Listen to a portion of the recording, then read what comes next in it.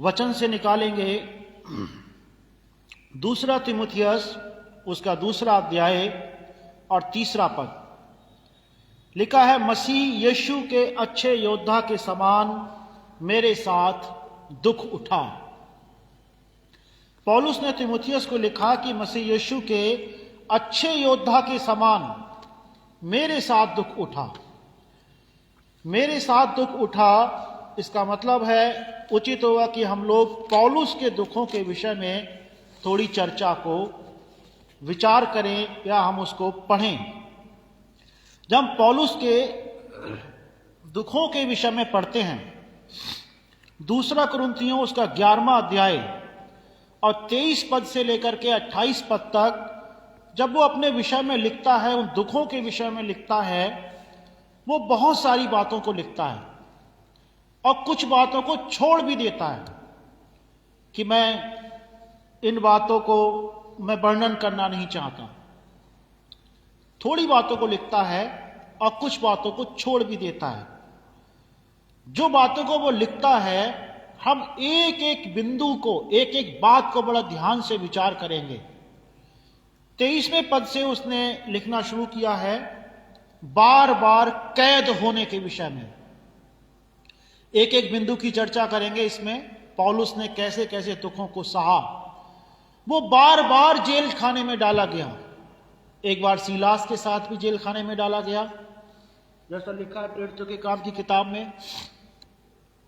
ऐसे ही हम पाते हैं कि वो लिखता है बार बार कैद होने में, जेल खाने में वो बार बार जाता था। बार बार उसको कैदी के रूप में जेल खाने में डाल दिया जाता था। एक बार नहीं है, उसने लिखा है बार बार। बार बार हम किसी बात को कब कहते हैं? जब 2 या 3 से कई अधिक बार ज्यादा हो चुका हो। पता नहीं 10 बार कि 20 बार, मतलब जिसकी हमने संख्या अब याद नहीं है। मैं बार बार किसी शहर में जाता था, मुझे याद नहीं मैं 10 बार गया, मैं 50 बार गया, मैं 100 बार गया, मुझे यह ध्यान नहीं है।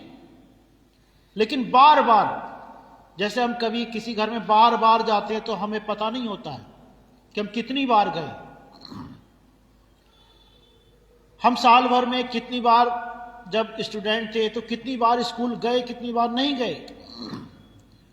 तो बार बार जाने का मतलब है किसी जगह के जाने के विषय में आदी हो जाना, हैबिचुअल हो जाना।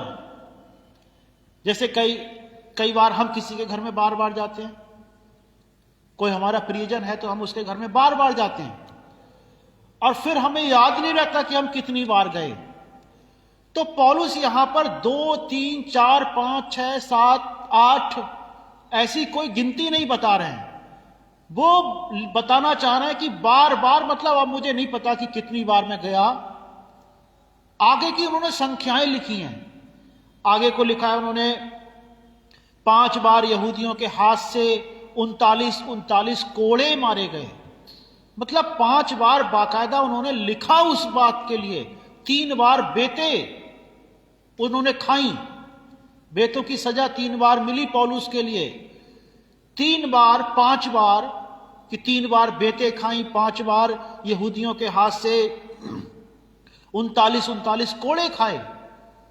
लेकिन कैद खाने में जाने की संख्या वहां पर नहीं लिखी है। मतलब पौलुस हैबिचुअल था, वो बार बार कैद खाने में जाते थे, मानो कि उनका घर बन गया हो। जीवन के अंतिम समय में भी वो कैद खाने में काफी साल तक पड़े रहे। कोड़े खाने में कोड़े मारे गए, 39 कोड़े 5 बार यहूदियों के हाथ से पौलुस ने खाए। अब कोड़ों के विषय में जब हम ये पढ़ते हैं कि कोड़े 39 पौलुस को लगे, तो कभी कभी ये भी एक भ्रम हो जाता है। ज्यादातर लोग प्रचार भी करते हैं, लोग कहते भी हैं, प्रार्थना में भी कहते हैं कि प्रभु आपने हमारे लिए 39 कोड़े खाए। बाइबल में कहीं नहीं लिखा है कि यीशु ने 39 कोड़े खाए, पौलुस ने खाए। पौलुस ने उनतालीस ही 5 बार क्यों खाए? उसका एक कारण था कि रोमी जो न्याय व्यवस्था थी, सजा की जो व्यवस्था थी रोमी शासन के अंदर, अगर 39 कोड़े से एक भी ज्यादा अगर गलती से भी लग गया तो दोबारा उस व्यक्ति को कभी भी कोड़ों की सजा नहीं दी जा सकती। 40वां अगर कोड़ा लग गया तो दोबारा कभी भी उसको जीवन में, चाहे कितना भी बड़ा क्राइम क्यों ना कर दे, जिसकी सजा कोड़ों की मार हो, उसको कोड़ों की सजा नहीं दी जा सकती थी। रोमी शासन का नियम था। इसीलिए गिन करके 39 कोड़े मार करके रोक दिया जाता था, ताकि अगर फिर से ये क्राइम करे तो फिर से 39 कोड़ों की सजा इसको दी जा सके। अब यीशु के बारे में हम केवल एक कल्पना करते, सोचते हैं। रोमी शासन ने उनको सजा दी, हम सोचते हैं कि शायद 39 दिए होंगे, लेकिन यीशु मसीह का तो वो अंतिम समय था। अब जिसकी सजा मृत्यु होने वाली है, उसको चाहे 100 मारो चाहे 200 मारो, पता है कि अब इसके बाद में इसका कोई ऑप्शन नहीं है। 39 कोड़े सिर्फ उसको मारे जाते थे जिसकी सजा मृत्यु दंड नहीं है। अगर किसी की सजा मृत्यु दंड है तो चाहे उसको 40 मारो, चाहे 50 कोड़े मारो, चाहे 100 कोड़े मारो। वचन में लिखा है यीशु मसीह के शरीर में कोई भी ऐसा हिस्सा नहीं बचा जहां पर उन्होंने उस मार को ना सहा हो। नहीं पता कि कितने कोड़े मारे गए, लेकिन अनुमान लगा लेते हैं लोग। और बाइबल कभी अनुमान से नहीं बताती कि अनुमान से 39 कोड़े खाए होंगे। हमारे लिए यीशु मसीह ने उतने कोड़े खाए जितनी हमारे लिए जरूरत थी। बस सबसे मुख्य बात यह है, चाहे वो 39 खाए, चाहे वो 10 खाए या 10,000 खाए, वो हमारे लिए पर्याप्त थे। हमारी सजा को माफ कराने के लिए, जो सजा हमें मिलने वाली थी उसको माफ कराने के लिए पर्याप्त थे। कभी प्रार्थना में मत कहो कि उस अब 39 कोड़े प्रभु आपने हमारे लिए खाए। क्या पता उन्होंने 390 खाए हों, हम कह रहे हैं 39। हमें नहीं पता। जिसको सजा मृत्युदंड हो गई उसको गिन के कोड़े नहीं मारे जाते थे। गिन के कोड़े सिर्फ उसको मारे जाते थे जिसको पता है कि इसको फिर से ऐसी सजा दी जा सकती है। हमारे प्रभु ने उतने कोड़े खाए जितनी हमारे लिए नीड थी कि हमारे पापों के बोझ को, पापों के दाग को धो सके। तो हम क्या पढ़ते हैं, देखो, बार बार कैद में गया। बार बार कैद में गया मतलब मैं अपने आप को रिलेट करता हूं, अगर कि जैसे मैं किसी घर में बार बार गया तो मैं फिर उसको गिनता नहीं। महीने 2 महीने के बाद जो है मैं उसको गिनना बंद कर दूंगा। वो मेरे लिए अपना सा घर लगने लगेगा। पौलुस इतनी बार कैद खाने में गया मानो कि वो उसका अपना ही घर हो गया हो। उसको इतनी बार मृत्यु के जोखिम में जाना पड़ा। बार बार, ये भी लिखा है, बार बार मृत्यु के जोखिम में गया। जिनके पास बाइबल है आप देखना, उसमें जो मैं पढ़ रहा हूं वैसा ही लिखा है कि या अलग लिखा है। 2 कुरिन्थियों 11वां अध्याय 23 पद से लेकर 28 पद तक ये सारी सजाएं हैं। अब वो कहते हैं बार बार मृत्यु के जोखिम में गया। वहां भी संख्या नहीं लिखी है कि 5 बार गया, कि 7 बार गया, कि 10 बार गया, कि 50 बार गया। मुझे नहीं पता कि मैं कितनी बार मृत्यु के जोखिमों में गया, लेकिन मैं गया। मुझे याद नहीं है कि मैं 100 बार गया, कि मैं 20 बार गया। और पौलुस एक ऐसा इंसान तीमुथियुस से कह रहा है कि तू मसीह यीशु के अच्छे योद्धा के समान मेरे साथ दुख उठा। जिसके साथ वो दुख उठाने की बात कह रहे हैं पौलुस, उसने कितने दुख उठाए उनकी थोड़ी सी झलक हम लोग यहां पर पढ़ रहे हैं। थोड़ी सी झलक। बार बार कैद खाने में, बार बार मृत्यु के जोखिमों में, 5 बार यहूदियों के हाथ से 39 कोड़े, 3 बार बेतें खाई, 1 बार पथराव किया गया जहां पर लोगों ने पौलुस को मरा हुआ समझ लिया। पथराव। फिर लिखा है 3 बार वे जहाज टूट गए जिन पर पौलुस चढ़े थे, जिनमें वो यात्रा कर रहे थे। हमारा तो जहाज अभी एक बार भी नहीं टूटा है, हमारी तो किसी ने मोटरसाइकिल भी नहीं तोड़ी है। जहाज 3 बार टूटे, एक रात दिन समुद्र में पौलुस ने बिताया, काटा, रात और दिन समुद्र में। यही लिखा है 2 कुरिन्थियों 11वां अध्याय 23 पद से लेकर के 28 और 29 पद तक भी ये सारी चर्चा है। एक एक बिंदु को अगर हम ध्यान से सोचेंगे, विचार करेंगे, एक रात दिन पौलुस ने मसीही होने के कारण, प्रभु का नाम उसके जीवन से जुड़ा हुआ था, इसकी वजह से समुद्र में बिताए, समुद्र में काटे। बार बार यात्राओं में वो गया। अब यहां भी बार बार यात्राओं का कोई जिक्र नहीं कि 100 बार कि 200 बार। दुख उठाया यात्राओं में। आज के समान यात्राएं तो नहीं थी। पहले की यात्राओं के बारे में आगे लिखा भी है कि नदियों के जोखिमों में और डाकुओं के जोखिमों में बार बार नदियों से होकर के जा रहे हैं कि किसी भी प्रकार से किसी जाति को, किसी लोग को, किसी गांव को, किसी शहर को बचा लिया जाए। आज के समान तो यातायात के साधन बिल्कुल भी नहीं थे, आज के बराबर तो 1% भी नहीं थे। नदियों में होकर के जा रहे हैं, जंगलों में होकर के जा रहे हैं, रास्तों में डाकू लोग मिल गए, और यह भी नहीं लिखा कि कितनी बार मिल गए। बार बार डाकुओं ने उसको घेरा। अपने जाति वालों से जोखिमों में, मतलब यहूदियों से, उन लोगों से जो इस्राएली कहलाते थे, जो इस्राएल की संतान, परमेश्वर की संतान कहलाते थे, उनसे भी उसको कई बार जोखिमों में होकर के जाना पड़ा। अन्य जातियों से जोखिमों में, जहां पर वचन लेकर के गए। कई बार हम ऐसी स्थिति को देखते हैं। एक कहावत भी है कि इधर खाई उधर कढ़ा। अपने जो लोग हैं वो भी अंगेस्ट हैं, वो भी विरोधी हैं, और जहां पर वचन सुनाने जा रहे हैं वहां भी विरोधी हैं। नगरों के जोखिमों में, अब नगरों में क्या जोखिम रहे होंगे? नगरों के जोखिमों में ये आगे को लिखा है, जंगल के जोखिमों में, जब यात्राओं पर जा रहे हैं कि जंगल में होकर के जा रहे हैं, समुद्र के जोखिमों में, झूठे भाइयों के बीच जोखिमों में। सबसे बड़ी बात तो यही है, झूठे, आप सच्ची सेवा कर रहे हैं, आपके विरोध में लोग खड़े होकर के काम करने लगे या बात बनाने लगे। झूठे भाइयों के जोखिमों में, परिश्रम और कष्ट में, और बार बार जागते रहने में, भूख प्यास में, बार बार उपवास करने में, जाड़े में। हम लोग को जब गर्मी लगती है एसी चलाओ, पंखे चलाओ, या जब जाड़ा आ जाता है अंगीठी जलाओ। तमाम प्रकार के हम लोग यंत्र अपने घर में लगाते हैं, हीटर चलाओ। लेकिन पौलुस ने बार बार जाड़े में भी उघाड़े रहने में, मतलब कपड़े तक उसको कहीं कहीं पर ऐसे नहीं मिले कि जाड़े के दिनों में उसको ठीक से सोने को मिल जाए। इसीलिए उसने पहले भी लिखा, बार बार जागते रहने में। आगे लिखा है, अन्य बातों को छोड़ जिनका वर्णन मैं नहीं करना चाहता।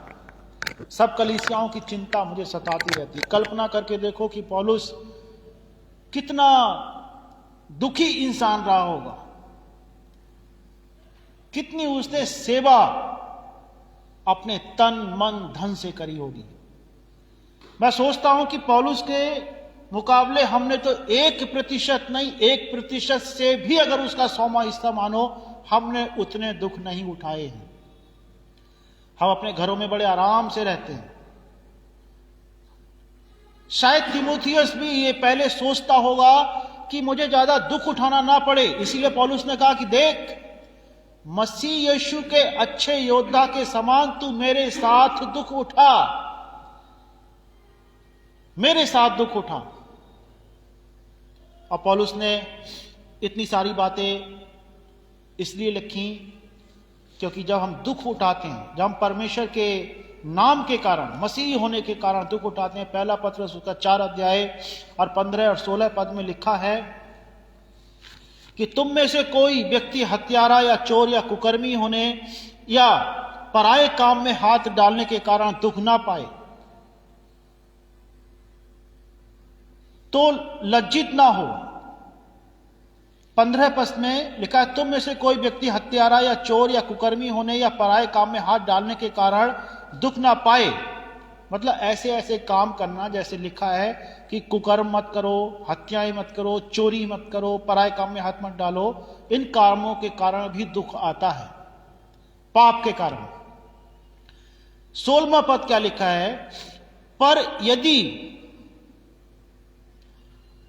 मसीही होने के कारण दुख पाए तो लज्जित ना हो, पर क्या करे, पर इस बात के लिए परमेश्वर की महिमा करे। मसीह होने के कारण, प्रभु का जन होने के कारण अगर हम दुख पाते हैं तो हमें परमेश्वर की महिमा करने का एक अवसर मिल जाता है।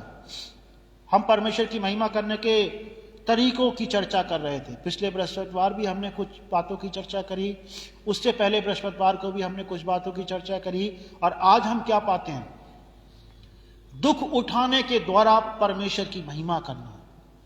हमारे जीवन में अगर दुख है फिर भी हम परमेश्वर की महिमा करने में व्यस्त हैं। पौलुस और सीलास, उनके पांव काठ में ठोके गए थे, शरीर से भी खून निकल रहा होगा, मारपीट हुई थी बहुत सारी उनकी, और आधी रात का टाइम था, और वो इतनी जोर से परमेश्वर की आराधना करने लगे कि कैदी भी आसपास के उनकी सुनने लगे। अचानक भूकंप आया, परमेश्वर ने उनको आजाद किया वहां से, और परमेश्वर ने अपनी महिमा कराई कि वो दरोगा और उसका पूरा घराना चेंज हो गया। हालेलुया, परमेश्वर का धन्यवाद हो। जिस पतरस ने ये बात लिखी कि मसीह होने के कारण अगर हम दुख उठाते तो हमें लज्जित होने की आवश्यकता नहीं है। स्वयं वो पतरस प्रभु के कारण, मसीह का नाम होने के कारण, प्रभु यीशु मसीह का चेला या प्रभु यीशु मसीह का प्रेरित होने के कारण उसने अपनी जान बलिदान होने के लिए दे दी। यूहन्ना की किताब उसका अंतिम अध्याय जहां हम पढ़ते हैं 21वां अध्याय और उसका 18 और 19 पद लिखा है, मैं तुझसे सच सच कहता हूं, जब तू जवान था तो अपनी कमर बांधकर जहां चाहता था वहां फिरता था, परंतु जब तू बूढ़ा होगा तो अपने हाथ फैलाएगा और दूसरा तेरी कमर बांधकर जहां तू ना चाहेगा। पतरस की इच्छा नहीं थी क्रूस पर बलिदान होने की, जहां तू ना चाहेगा वहां तुझे ले जाएगा। उसको उल्टा लटका करके उसको मार दिया गया, शहीद हो गया वो। एक जगह पर पतरस को जब मारा पीटा गया तो उन्होंने कहा, प्रभु तेरा धन्यवाद है कि हम तेरे नाम के कारण सताए जाते हैं, कि हम उसके नाम के कारण सताए जाते हैं। आज हमारे जीवन में एक मौका मिलता है जब हम सताए जाते हैं। इसीलिए प्रकाशित वाक्य की किताब में, प्रकाशित वाक्य उसका 2 अध्याय, स्मुरना की कलीसिया, जिसके विषय में प्रभु ने कोई भी नेगेटिव शब्द नहीं बोला, बहुत अच्छी कलीसिया थी स्मुरना की कलीसिया। प्रकाशित वाक्य उसका 2 अध्याय 8 से लेकर के 11 पद में जब हम पढ़ते हैं उसके विषय में, बाकी और 6 कलीसियाओं के विषय में जब हम पढ़ते हैं तो प्रभु कहते हैं कुछ काम तुम्हारे ठीक हैं लेकिन कुछ काम ठीक नहीं है। स्मुरना की कलीसिया के लिए प्रभु ने कोई भी गलत काम नहीं बताया। तो भी लिखा क्या है 10वें पद में, प्रकाशित वाक्य 2 उसका 10वां पद, जो दुख तुझको झेलने होंगे, जबकि कोई पाप उसमें नहीं है। वो कह रहा है कि तू धनी है, तो आत्मिक रूप से धनी कलीसिया है ये, सांसारिक रूप से दरिद्र थी, सांसारिक रूप से क्लेश में थी, लेकिन फिर भी आत्मिक रूप से धनी कलीसिया को प्रभु क्या कह रहे हैं। तो जरूरी नहीं है कि जो सताओ, दुख, परेशानी हमारे जीवन पर जो आते हैं या आ रहे हैं वर्तमान समय में या फिर आने वाले समय में आएंगे, वो हमारे अच्छे या भले होने की वजह से रुक जाएंगे, ऐसा नहीं है। हमें परखा जाएगा। प्रभु ने क्या कहा, जो दुख तुझको झेलने होंगे उनसे मत डर। परेशान होने की जरूरत नहीं है। क्या लिखा है? क्योंकि देखो शैतान तुम में से कुछ को जेल खानों में डालने पर है, ताकि तुम परखे जाओ, और तुम्हें 10 दिन तक क्लेश उठाना होगा, प्राण देने तक विश्वासी रहे। सबसे मुख्य बात यह है, प्राण देने तक विश्वासी रहे, प्राण देने तक परमेश्वर की महिमा करता रहे, अपने जीवन के अंतिम समय तक परमेश्वर की महिमा करता रहे, तो मैं तुझे जीवन का मुकुट दूंगा। हम सब जीवन का मुकुट पाना चाहते हैं। हम सबकी लालसा है, हम सबकी इच्छा है, प्रार्थना है, और प्रभु से निवेदन है कि प्रभु हमें वो जीवन का मुकुट मिले, लेकिन वो जीवन का मुकुट के मार्ग में हमें क्लेश, दुख, संकट। परमेश्वर का तो बहुत धन्यवाद करिए कि आज हमारे लिए पौलुस के समान संकट बिल्कुल भी नहीं है। इस देश के अंदर, कुछ और देशों में तो हैं। आप नॉर्थ कोरिया में जाएंगे, वहां पर आपको अगर बाइबल पढ़ते हुए देख लिया, आपको सजाए मौत हो सकती है। जेल खाने में आपको टॉर्चर किया जा सकता है। परमेश्वर का धन्यवाद करिए कि हमारे देश के अंदर ऐसी विपरीत परिस्थिति बिल्कुल भी नहीं है, जिसे पौलुस ने सही अपने जाति वालों से भी डर, संकट, और जहां पर सुसमाचार प्रचार करने जा रहे हैं वहां भी संकट। मार्ग में जा रहे हैं तो डाकू मिल गए, समुद्र में एक दिन एक रात काटना पड़ रहा है, भूखे रहना पड़ रहा है, कहीं किसी घर में गए वहां पे कपड़े भी इतने नहीं मिले, जाड़ा पड़ रहा है, ठंड पड़ रही है, ऐसी रजाई भी नहीं कि भाई अपना शरीर पूरी रीति से ढक पाओ। जाड़े में जागते रहें। जेल खानों में पता नहीं कितनी बार गए, कितनी बार जो है मृत्यु के जोखिमों में होकर के जाना पड़ा। 5 बार यहूदियों के हाथों से 39 कोड़े मारे गए, 3 बार बेतें खाई, और फिर भी उसकी चिंता क्या है? इन घावों की चिंता नहीं, मुझे कलीसियाओं की चिंता दिन रात सताती है। मुझे उन लोगों की चिंता सताती है जहां पर मैंने वचन बोया है। हर कलीसिया की चिंता पौलुस ने ये बात कही है, 29वें पद में यही कहा है, किसकी निर्बलता से मैं निर्बल नहीं हुआ। और पौलुस कह रहे हैं तीमुथियुस से कि तू इसी के समान, जैसे मैंने दुख भोगे हैं, तू मेरे दुखों का सहभागी हो जा। जब हम सहभागी हो जाते हैं परमेश्वर के लोगों, पतरस ने और तमाम और चेलों ने अपनी जान इसीलिए बलिदान होने के लिए दे दी क्योंकि वो मसीही थे, और उन्होंने महिमा करी। यीशु ने यही कहा भी, जो हमने अभी पढ़ा यूहन्ना और उसका 21वां अध्याय का अंतिम हिस्सा जो हमने पढ़ा, उसमें ये बताया जाएगा। उसने 19वां पद कहता है, उसने इन बातों से संकेत दिया कि पतरस कैसी मृत्यु से परमेश्वर की महिमा करेगा। हमारी मृत्यु अगर मसीही होने के कारण होती है तो उसमें परमेश्वर की महिमा है। स्तुपनुस को जब मारा जा रहा था, पथराव किया जा रहा था, वो देखता है, स्तुपनुस देखता है कि यीशु मसीह खड़े हुए हैं। लिखा हुआ है प्रेरितों के काम उसका 7वां अध्याय और उसका 55 नंबर वचन। क्या लिखा है? परंतु उसने पवित्र आत्मा से परिपूर्ण होकर स्वर्ग की ओर देखा और परमेश्वर की महिमा को देखा, पहली बात, और यीशु को परमेश्वर के दाहिनी ओर खड़ा हुआ देखकर कहा। दाहिनी ओर खड़ा हुआ देखकर, आप पाते हो इफिसियों की किताब, बस हम अंतिम अपने हिस्से में है, आप देखो वहां पर क्या लिखा हुआ है। इफिसियों की किताब, 1 मिनट बस अंतिम पद में पढ़ रहा हूं, उसके बाद हम लोग अपनी प्रार्थनाओं में जाएंगे। इफिसियों की किताब और उसका पहला अध्याय और उसका 21वां पद, सब प्रकार की प्रधानता और अधिकार और सामर्थ और प्रभुता के और हर एक नाम के ऊपर, जो ना केवल इस लोक में पर आने वाले लोक में भी लिया जाएगा, बैठाया। यीशु मसीह को परमेश्वर के सिंहासन के दाहिनी ओर स्वर्गीय स्थानों में अपनी दाहिनी ओर परमेश्वर ने बैठाया, लिखा हुआ है बैठाया। अंतिम पद मैंने क्या पढ़ा है?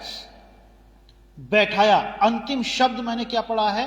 बैठाया। यीशु मसीह को परमेश्वर ने आत्मा के द्वारा, पवित्र आत्मा के द्वारा जिलाया और उसको उठाया और स्वर्गीय स्थानों में अपनी दाहिनी ओर बैठाया, स्वर्गीय सिंहासन पर। खड़ा नहीं कराया कि तू यहां खड़ा रहे, बैठाया। स्तुपनुस के विषय में जब हम पढ़ते हैं तो वहां पर क्या पढ़ते हैं? परमेश्वर की महिमा को और यीशु को परमेश्वर की दाहिनी ओर खड़ा हुआ देखकर परमेश्वर ने यीशु मसीह को अपने सिंहासन के दाहिनी ओर स्वर्गीय स्थान में बैठाया। इफिसियों पहला अध्याय 31वां पद।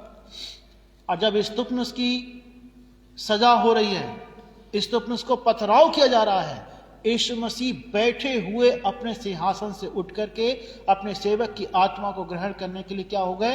अपने स्थान से खड़े हो गए। जब हम दुख सह रहे होते हैं, जब हम पीड़ा में होते हैं, जहां हमारे पास कपड़े नहीं होते पर्याप्त, हमारे पास पैसे नहीं होते पर्याप्त, हम संकट में होते हैं, फिर भी हम जब परमेश्वर की महिमा कर रहे होते हैं, यीशु मसीह अपने सिंहासन से खड़े होकर के अपने सेवक की उस दशा को देख रहे होते हैं, क्योंकि वो परमेश्वर ऐसा परमेश्वर है जो हमें ना कभी छोड़ता है ना कभी त्यागता है। उसने कहा तू जल में होकर जाएगा, नदियां तुझे डुबा ना सकेंगी, आग में होकर के जाएगा, आग तुझे जला ना सकेगी। वो ऐसा परमेश्वर है। वो ऐसा परमेश्वर नहीं है कि जब हम संकट में पड़े तो अपना मुंह छिपा ले। वो हमारा जीवित, हमारी आत्माओं का सृजनहार परमेश्वर है। इसलिए आज अगर हम दुख में हैं, किसी भी दुख में हैं, मसीही होने के कारण, प्रभु का जन होने के कारण अगर हम दुख उठा रहे हैं, परमेश्वर की महिमा करते जाए, क्योंकि यीशु मसीह के विषय में जो स्तुपनुस के विषय में लिखा है कि यीशु मसीह अपने स्थान से खड़े होकर के उसकी आत्मा को ग्रहण करने के लिए वहां पर उपस्थित हो गए। हालेलुया।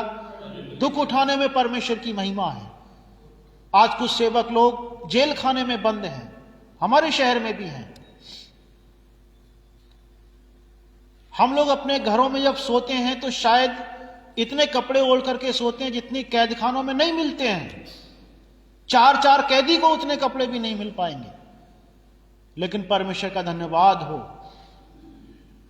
कि दुख उठाने के द्वारा, मसीह होने के कारण अगर हम दुख उठा रहे हैं तो उसमें परमेश्वर की बहुत बड़ी महिमा है। हालेलुया। अपने जीवनों से उस महिमा को होने दे। अपने जीवन वचन में लिखा है, प्राण देने तक विश्वासी बना रहे तो तुझे जीवन का मुकुट मिलेगा। प्रभु सबको आशीष दे, सबको जय।